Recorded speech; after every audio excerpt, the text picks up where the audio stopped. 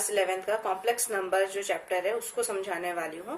पहले हम complex number का क्या है, एक्चुअली कॉम्प्लेक्स नंबर क्या होता है, पहले उसको हम समझेंगे। Any number of the form of a plus iota b where a and b are the real numbers and iota is the imaginary unit satisfying the property iota square is equals to -1 is called a complex number। मतलब यहाँ पे complex number, अगर हमें यहाँ पे जो complex number पढ़ेंगे वो इन द फॉर्म ऑफ पढ़ेंगे हम a प्लस आयोटा b, जिसमें a जो रहेगा वो होता है रियल नंबर, जो आप ऑलरेडी इससे पहले जितने बार भी आप पढ़ा है आपने रियल नंबर्स के बारे में पढ़ा है। जैसे हमें मालूम है रियल नंबर्स में हमारे सारे positive integers, negative integers, natural numbers, whole numbers, rational numbers, irrational numbers, ये सारे हमारे काय में आते हैं, रियल नंबर्स में आते हैं। पर इंस्टेड ऑफ रियल नंबर्स जो अदर नंबर्स होते हैं वो होते हैं कॉम्प्लेक्स नंबर, तो इन्हें हमें अब यहाँ पे हम पढ़ेंगे। क्योंकि रियल नंबर्स जो क्वेश्चंस होते हैं या वो सॉल्यूशंस होते हैं जिन्हें हम सॉल्व कर सकते हैं, पर कभी कभार मैथ्स में कुछ ऐसी कंडीशंस आ जाती है जहां पर हम सॉल्व नहीं कर पाते हैं। तो उन कंडीशंस को सॉल्व करने के लिए एक नया टर्म हम आइडेंटिफाई करा है, वो है कॉम्प्लेक्स नंबर, जिसके जरिए हम उन क्वेश्चंस को यहाँ पे क्या करते हैं, सॉल्व करते हैं। जैसे कि यहाँ पे हम फॉर एग्जाम्पल अगर हम लेते हैं जैसे x square plus 9 equals to 0। अगर हम यहाँ पे देखें तो 9 ऐसे देखा जाए तो ये क्या है, 3 का स्क्वायर है। पर क्या कभी भी कोई भी स्क्वायर टर्म का इक्वल टू सम 0 आ सकता है? अगर हम इसी को और थोड़ा सा अगर हम वेरीफाई करें तो ये हमारा इस टाइप से आ जाएगा -9। अब जैसे अगर हम बोला जाए यहाँ पे कि हमें 9, हमें मालूम है कि 9 किसका यहाँ पे स्क्वायर होता है, 3 का स्क्वायर होता है। पर क्या -9 किसी का स्क्वायर होता है? नहीं। तो ऐसे टर्म को सॉल्व करने के लिए हम यूज करेंगे यहाँ पे कॉम्प्लेक्स नंबर, क्योंकि वो टर्म जिन्हें हम बाय द रियल नंबर हम सॉल्व नहीं कर सकते, तो उनको हम सॉल्व करेंगे यहाँ पे कॉम्प्लेक्स नंबर के थ्रू। तो अगर हम इसको अगर अज्यूम करें, जैसे यहाँ पे x is equals to under root of, अगर हम यहाँ पे सपोज अगर हम -9 ले लेते हैं दैट इज प्लस माइनस, तो इसकी जो वैल्यू हो जाएगी जब हम इसको कॉम्प्लेक्स नंबर में जब वेरीफाई करेंगे तो ये हमारा किस तरह से हम इसको ब्रेक करेंगे, under root of 9 here plus minus and under root of -1। और यहाँ पे ये जो -1 है ये होगा इमेजिनरी पार्ट, क्योंकि ये हमने क्या करा है, अज्यूम करा है, और ये इमेजिनरी पार्ट है जिसको हम शो करते हैं आयोटा से। ये है आयोटा। तो ये जो हमारा रिप्रेजेंटेशन हो जाएगा यहाँ पे x के लिए, यहाँ पे ये हो जाएगा हमारा जो ये 9 है, ये 9 हमें मालूम है 3 का है, तो ये हो जाएगा +-3 आयोटा। तो ये होगा कॉम्प्लेक्स नंबर में रिप्रेजेंटेशन, जिसमें जो आयोटा है इसकी वैल्यू यहाँ पे कितनी होती है, √-1। अब हम इसी से रिलेटेड कुछ फर्दर जो कंडीशंस है वो पढ़ेंगे। वो है यहाँ पे the set of complex number is denoted by C। मतलब हमें जो भी कॉम्प्लेक्स नंबर हम अभी पढ़ने वाले हैं उनको हम किससे शो करेंगे, C से शो करेंगे। तो जो कॉम्प्लेक्स नंबर में हमेशा वो दो पार्ट होते हैं, एक होता है रियल पार्ट और एक होता है इमेजिनरी पार्ट, जिसमें A है उसका रियल पार्ट जिसको हम RE से शो करते हैं, और IB जिसमें B क्या है हमारा यहाँ पे इमेजिनरी पार्ट है जिसको हम आयोटा के साथ में शो करते हैं। सेकेंड कंडीशन होती है pure real and pure complex number. तो in case when z is equals to a plus IB if b is equals to 0, अगर हमारी यहाँ पे b की वैल्यू अगर 0 हो जाएगी then the number a plus IB is equals to a, क्योंकि ये टर्म हमारा यहाँ पे क्या हो जाएगा, 0 हो जाएगा। तो ऐसे में जो हमारी z की वैल्यू हमें यहाँ क्या मिल जाएगी, a मिल जाएगी, तो वो क्या होगा, एक प्योरली रियल नंबर होगा। सिमिलरली अगर हमारा a 0 है then the number o 0 plus IB is equals to IB, जो कम्प्लीटली क्या हो जाएगा, एक प्योरली इमेजिनरी नंबर हो जाएगा। सिमिलरली इसमें जो थर्ड कंडीशन होती है when zero complex number let when z is equals to a plus IB if both a and b both are 0, in that case जो हमारे z की वैल्यू यहाँ पे क्या हो जाएगी, 0 हो जाएगी, तो वो हमारे कॉम्प्लेक्स नंबर क्या कहलाएंगे, जीरो कॉम्प्लेक्स नंबर। सिमिलरली जो इसका फोर्थ कंडीशन होती है इक्वल कॉम्प्लेक्स नंबर। अगर हमारे पास में दो कॉम्प्लेक्स नंबर है जिन्हें हमें कंपेयर करना है, और कंपेयर करने में अगर उनकी दोनों की जो वैल्यूज है, फॉर एग्जाम्पल यहाँ पे z1 is equals to a plus IB है and z2 is equals to c plus ID है, are set to be equal. हम उन्हें इक्वल कब बोलेंगे, जब a और c ये दोनों जब इक्वल होंगे और b और d ये दोनों जब इक्वल होंगे। इसका मतलब जो रियल पार्ट है कॉम्प्लेक्स नंबर का for z1 is equals to the real part of z2 and imaginary part of Z1 is equal to imaginary part of Z2। अब फर्दर हम इसके बाद में अब हम पढ़ने वाले हैं आयोटा के बारे में। अब यहाँ पे हम पढ़ेंगे इंटीग्रल पावर ऑफ आयोटा। तो आयोटा के कुछ वैल्यूज है जिनको आपको हमेशा ध्यान में रखना है, जिसमें फर्स्ट है आयोटा की जो वैल्यू होती है वो हमेशा क्या होती है, -1 होती है। सिमिलरली फॉर आयोटा स्क्वायर जो वैल्यू होगी हमेशा यहाँ पे क्या होगी, -1।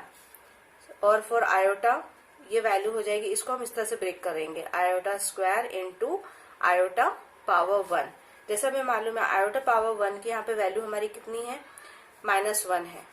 आयोटा अंडर रूट ऑफ -1 है और आयोटा स्क्वायर की हमारी वैल्यू कितनी है, -1 है। तो अगर हम इसे यहाँ पे पुट करेंगे तो यहाँ पे हमारी जो वैल्यू हो जाएगी आयोटा स्क्वायर की हो जाएगी -1, और ये आयोटा को हम इसी तरह से रिप्रेजेंट करेंगे तो ये हमारा हो जाएगा माइनस आयोटा।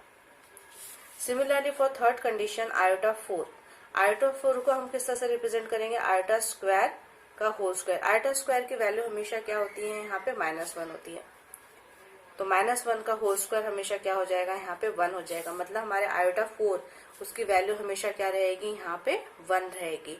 तो अगर हमें अब इसको सॉल्व करना है तो हम इसके फर्दर कंडीशंस भी बना सकते हैं। जैसे हमारे पास पावर यहाँ 4 तक हमें मालूम है, अगर हम इसको और अगर डिराइव करने में अगर हम यहाँ पे मल्टीपल ऑफ 4 के अगर पावर बनाए तो हमारे लिए जो सोल्यूशन क्या हो जाएगा, थोड़ा सा इजी हो जाएगा for long term of value के लिए। फॉर एग्जाम्पल जैसे अगर हमने फर्स्ट कंडीशन बनाते हैं, अगर हम 4n का मतलब होगा कि हम जो भी हमारे पास में n की जो वैल्यू है या यहाँ पे जो भी हमारी पावर की जो वैल्यू है, अगर हम उसे डिवाइड बाय 4 करते हैं और इन दैट केस जो हमारा रिमाइंडर अगर 0 आता है तो हम उसकी जो वैल्यू है हम यहाँ पे डायरेक्ट क्या लिख सकते हैं, 1 लिख सकते हैं। जैसे फॉर एग्जाम्पल जैसे अगर यहाँ पे दिया गया है आपको I20, तो हमको मालूम है 20 यहाँ पे किसका है, 4 का मल्टीपल है ये, तो यहाँ पे हम इसको ऐसे लिख सकते हैं ना 4 × 5, तो i की पावर 4 × 5, तो यहाँ पे i की पावर 4 × 5 मतलब i का पावर 4 हमेशा क्या होता है, 1, और 1 की अगर हम कितना भी पावर हम बढ़ा दे तो उसकी वैल्यू हमेशा क्या आएगी, 1 आएगी। तो इससे हमारा सोल्यूशन क्या हो जाएगा, इजी हो जाएगा। सिमिलरली फॉर सेकेंड केस अगर हम लेते हैं यहाँ पे 4n + 1, तो इन दैट केस जो हमारा यहाँ पे जो रिमाइंडर आ रहा है वो यहाँ पे कितना आ रहा है, 1 आ रहा है। और हमें मालूम है जो i टू पावर 1 इसकी जो वैल्यू हमेशा क्या होती है, i होती है, मतलब आयोटा होती है। तो फॉर एग्जाम्पल अगर मैं यहाँ लेती हूँ I25, तो इसको जब हम डिवाइड करेंगे i से तो ये हमारा कंडीशन बन जाएगा 4 × 6 + 1, that is again iota power, यहाँ पे आयोटा की पावर 4 × 6 है +1, तो ये हमारे यहाँ पे जो इसकी वैल्यू हो जाएगी 1 पावर 6 × आयोटा 1, दैट इज यहाँ पे हमारी क्या हो जाएगी, आयोटा। तो ये हो जाएगा हमारा इसका सॉल्यूशन। सिमिलरली फॉर अगर हम थर्ड केस में अगर हम ले तो ये 4n + 3 अगर हम लेते हैं तो सिमिलरली यहाँ पे जो हमारा रिमाइंडर क्या मिल जाएगा, हमें 3 मिल जाएगा। और फॉर थर्ड 3 के लिए जो हमारी कंडीशन होगी वो यहाँ पे क्या हो जाएगी, -आयोटा। सिमिलरली फॉर 4n + 2 यहाँ पे हमारा रिमाइंडर क्या हो जाता है, 2 हो जाता है। एंड फॉर 2 के लिए जो हमारी कंडीशन हो जाती है वो हो जाती है यहाँ पे -1। तो इस तरीके से आप 4 के मल्टीपल्स बना के किसी भी क्वेश्चन को डायरेक्ट सॉल्व करके उनके डायरेक्ट आंसर्स आप यहाँ पे निकाल सकते हैं। तो यहाँ पे मैं आपको कुछ और फर्दर एग्जांपल्स दूंगी जिससे वो थोड़ा सा आपको इस कॉन्सेप्ट पे क्लियर हो जाएंगे। जैसे फॉर एग्जाम्पल I97, हमें मालूम है जब हम 97 को 4 से डिवाइड करेंगे तो वो कितना सा जाएगा, 24 सा जाएगा, और हमारे पास रिमाइंडर यहाँ पे बचेगा 1। तो नाउ जो हमारी कंडीशन हो जाएगी आयोटा पावर 4 ब्रैकेट 24 × आयोटा 1। यहाँ पे हमें मालूम है आयोटा 1 की वैल्यू क्या होती है, i होती है, तो यहाँ पे जो हमारा डायरेक्ट आंसर यहाँ पे क्या आ जाएगा, आयोटा आ जाएगा। सिमिलरली फॉर सेकेंड केस अगर हमारे पास में दिया है 1 आयोटा 58, तो सिमिलरली यहाँ पे भी हम 58 को अगर हम 4 से डिवाइड करेंगे तो यहाँ पे हमें मिल जाएगा आयोटा की पावर 4, मैं यहाँ पे डायरेक्ट लिख रही हूँ 14 एंड आयोटा स्क्वायर।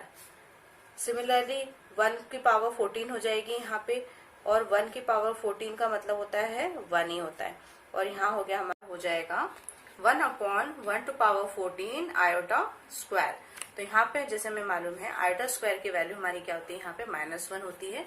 तो देयरफॉर ये हो जाएगा हमारा equation 1/-1 that is equals to -1। Similarly अगर हम एक और एग्जाम्पल ले लें यहाँ पे, for example I37 plus 1/I67। Similarly यहाँ पे भी ये 4 के मल्टीपल्स पहले हम उनके निकाल लेंगे, तो ये हो जाएगा हमारा 4 × 9 दैट इज 36 और यहाँ हमें रिमाइंडर में बचेगा 1। सिमिलरली ये हो जाएगा 1/I दैट इज 4 × 16 और यहाँ हमारा जो रिमाइंडर यहाँ बचेगा वो हो जाएगा 3। तो यहाँ पे हम देखेंगे I/1 की वैल्यू यहाँ पे क्या होती है, I होती है, तो ये आ गया हमारा I/1 और यहाँ हमारा हो जाएगा I/3 जिसकी यहाँ वैल्यू होती है -I। Now the equation will be I plus 1/-I। तो ये हो जाएगा हमारा इसका सॉल्यूशन। हाँ, और आपको यहाँ पे ये भी ध्यान रखना है, अगर ये कंडीशन आती है इसको फर्दर भी आपको सॉल्व करना पड़ेगा बिकॉज ऑफ एलसीएम। तो यहाँ पे हमें क्या करना पड़ेगा, एलसीएम निकालना पड़ेगा। तो एलसीएम निकालने के बाद में ये हो जाएगा हमारा I × -I plus 1 divided by -I that is यहाँ पे हो जाएगा ये हमारा -I² plus 1 divided by I।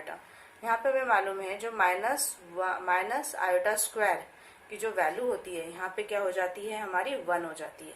तो इन दैट केस ये हो जाएगा हमारा 1 + 1 divided by -I that is यहाँ हो जाएगा हमारा -2/I। अब फर्दर यहाँ पे हमें क्या करना पड़ेगा, इसे रैशनलाइज करना पड़ेगा। मतलब इन्हें हमें तब तक सॉल्व करना है कि जब तक हमको एक कॉम्प्लेक्स नंबर में जो इमेजिनरी पार्ट है या एक रियल पार्ट है वो ना मिल जाए। तो ये भी अभी हमारे पास में किस में है, एक फ्रैक्शन में है, दैट मीन्स ये हमारे पास रैशनल नंबर फॉर्म में है।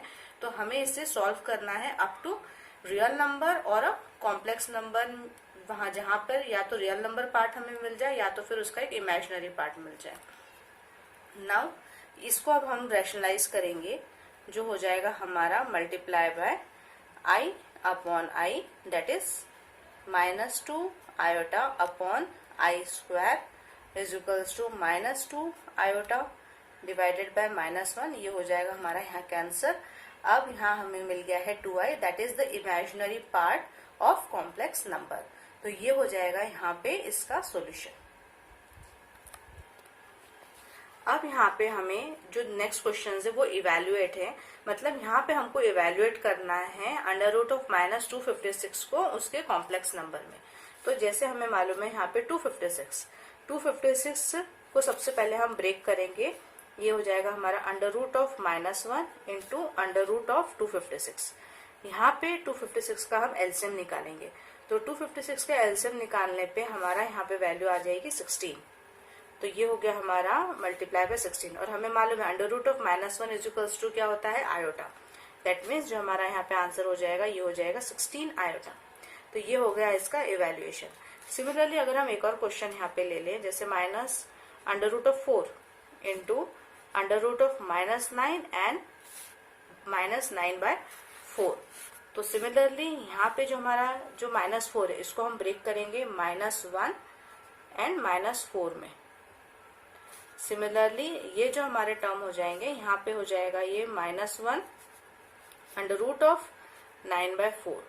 तो ये हो गया हमारा यहाँ पे 4I दैट इज 2I और यहाँ पे ये इंटू है, ये हो जाएगा हमारा इंटू, ये 9 होता है 3 का स्क्वायर और 4 होता है 2 का स्क्वायर।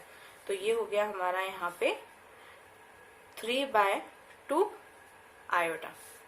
नाउ अब जो इन दोनों को हम सॉल्व करने पे ये देखेंगे कि ये 2 यहाँ पे क्या हो जाएगा, कैंसिल हो जाएगा और यहाँ पे I दोनों मल्टीप्लाई होने के बाद में जो हमारी कंडीशन हो जाएगी वो हो जाएगी 3I/I दैट इज यहाँ पे हो जाए 3I²। तो इसका जो आंसर हो जाएगा हमारा -3 हो जाएगा, क्योंकि जो हमारी I² की जो वैल्यू होती है वो होती है यहाँ पे -1। तो ये हो गए इसके सॉल्यूशन। थैंक्स फॉर वॉचिंग और मेरे चैनल को सब्सक्राइब जरूर करिएगा और यहाँ पे आपको कोई भी डाउट हो तो आप मुझे कमेंट सेक्शन में कमेंट कर सकते हैं।